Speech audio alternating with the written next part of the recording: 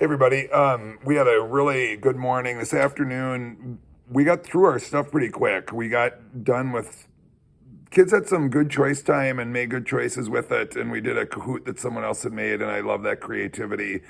In the morning, we're working with subtraction, and we're getting better all the time as a group, which is fun. We've seen the growth, and you can see kids put the concept together, and they kind of you can see them like go, oh, I got it, and they'll never lose it. It's like riding a bike, and I probably have said that already this week, but it's been good. That's the first thing we hit out and do this in the morning, and then we went to calendar, and our state of the day was Louisiana, and we made our change, and we read our October poem and did the calendar itself, and that we're at the end of the month, so that's kind of we're figuring it out. And then we're doing a number corner checkup, which has to do with graphing and multiplication. The kids are doing it, and a few of the kids did extremely well on it, and that was nice to see. It was good, and a lot of the kids are still working on it.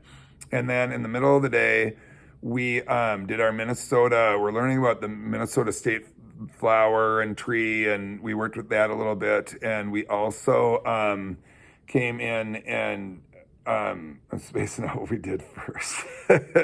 Oh, there was something right before that, and now we had two things to accomplish in the middle of the day, and we did them.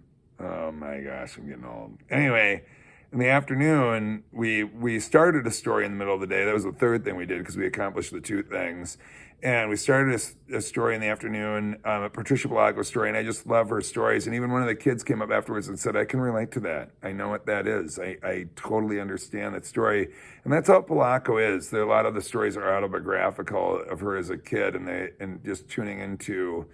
You can ask your kids about that story. It was a good one. And then we did a book it with that, and the kids got a chance to write, and the kids got a chance to read, and that brought us to the end of the day. Thank you for the people that are sending in stuff for the Halloween party. That's great. Keeping it low key. We remind your kids to start thinking about bringing in one of their favorite board games. We try to set them up around the room so everybody gets a chance to play the different ones.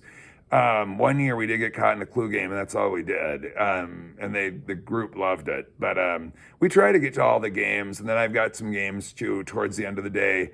But again, I try to keep it more on low key, just more even as the day goes on.